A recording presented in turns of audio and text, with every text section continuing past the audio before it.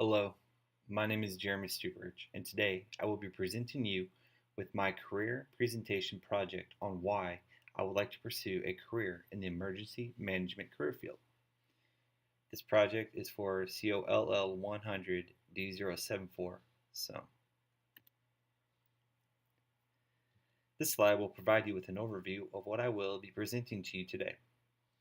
First, I will brief on my thesis and the connection to my career interest. Next, I'll move on to why I've chosen EM for emergency management for my potential career path. Then I'll talk to you about the purpose of emergency management.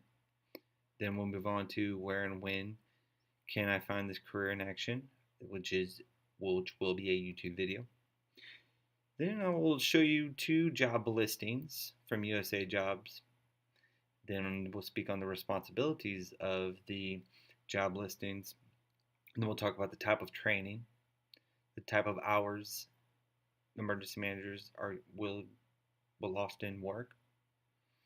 And then we'll talk about the negative effects of this career, and we'll finish it up with a video of Emergency Operations Center and Emergency Management in action.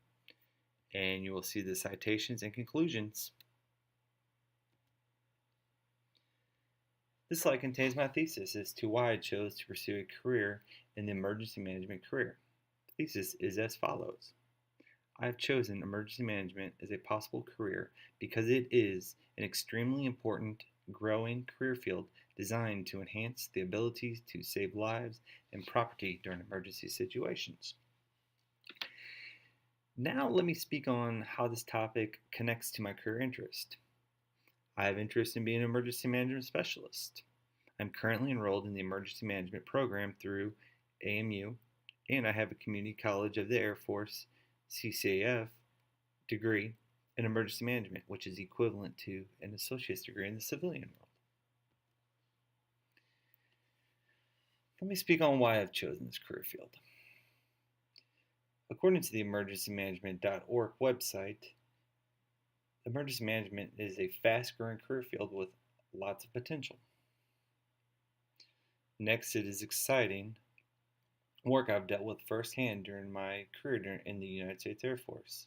In my job, we work directly with the U.S. Air Force emergency managers and also the local civilian emergency managers.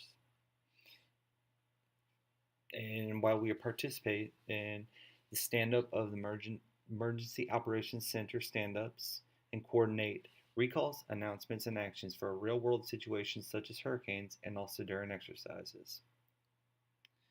Next, it is exciting work. Through my first-hand dealings, I've discovered that it is very exciting. And my last point, and probably the most important, is you are helping other people during extremely tough times and potentially saving lives and property from damage. So the purpose of emergency management is a 4-step process, 4-step cycle process. Mitigation, which is being ready. Preparedness is getting ready. Then you have your disaster, and the response to the disaster, and then the recovery. In an article published in the American Society for Public Administration states that each state is now required to legislate Emergency Management Assistance Compact (EMAC) in order to receive federal funds in accordance with natural and man-made disasters. This article goes on to describe how EMAC is a mutual aid and partnership between states which is often enacted prior to, during, or immediately following an emergency. The journal stresses that it is not a very reliable program due to the bureaucracies of the governments. So now you're probably thinking, where can I find this career in action? Well, I've attached a YouTube video for you to watch. This video is from the Palm Beach, Florida emergency managers as they prepare for an upcoming hurricane. Please take a couple minutes to watch my video. I've embedded. Next is a slide with a couple job listings. The first one is for an emergency management specialist posted on USA Jobs. If you're unfamiliar with usajobs.com, it is a website used to advertise government jobs This site is not limited to just emergency management. So the first job is for an emergency management specialist, which is a lower to mid-level employee. This job is working for the United States Air Force at Wright-Patterson Air Force Base with starting pay at $61,000, and it is full-time. Next is the second job listing I posted is an advertisement for a supervisory position in Atlanta, Georgia, working for the Federal Emergency Management Agency through the Department of Homeland Security, with starting pay at $106,000. This position is for an upper management.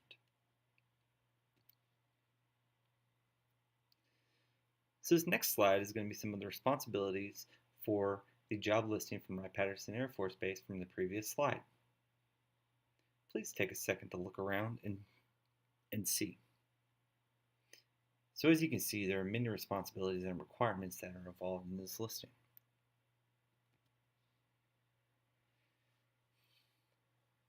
Now that we have went over what emergency management is in a couple of job postings, let me tell you about the type of training you're required to have. In an article in the Journal of Homeland Security Education, the emergency states the emergency management career field is expanding at a high rate, and up until recently, very little time has been put into the core competencies and standardizations associated with the career field education and training program. My next bullet moves on to talk about an article posted by the authors Fast, Weaver, Miller, and Fran.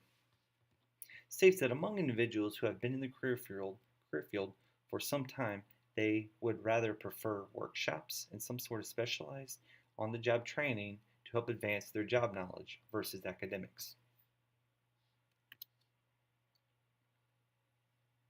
My next slide, I will talk about the types of hours. An extremely important part of any job are the hours you will be required to work. In an article titled Optimal Shift Duration and Sequence, Recommended Approach for Short-Term Emergency Response Activations for Public Health and Emergency Management, states that during emergency situations, 24-hour operations are very common, if not the standard. The desired rotation schedule is 8-hour shifts consisting of days, swings, and mids. A study identified night shift workers get 25% to 35% less sleep than other shift workers. And my next point goes on to say that most emergency management departments may maintain Monday through Friday hours during non-emergency operation timeframes.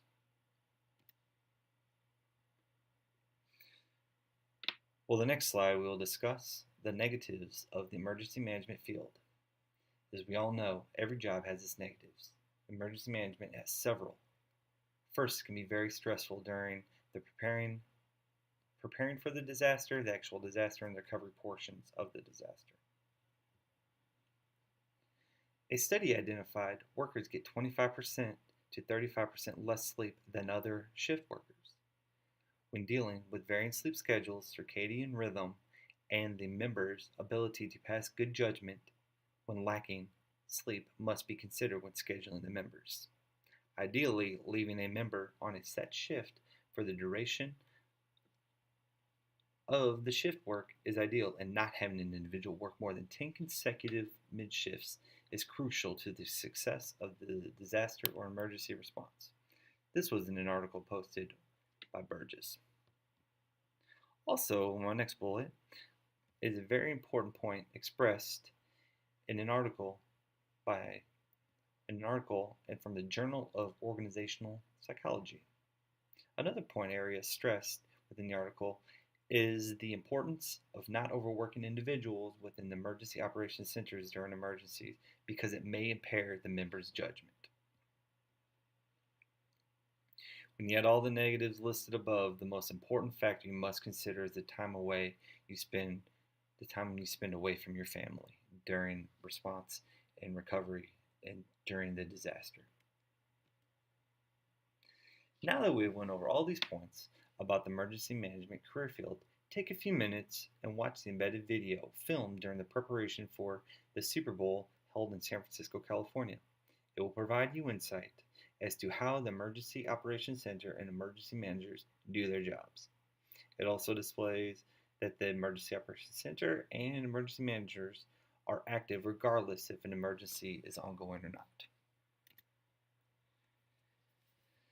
Here's a list of my cited work in the APA format. In conclusion, I've provided you with a thesis and my connection to my career interest, why I've chosen the EM career field, the purpose of EM, when and where I can find the career field in action, job listings, responsibilities, what type of training may be required, types of hours, negative effects of the career, showed you a video from YouTube, and provide you with my citations. And in conclusion, I hope you have a great day and thank you for your time, and I am hopeful I will have provided you strong reason as to why I would like to pursue a career in the emergency management field. Thank you very much for your time.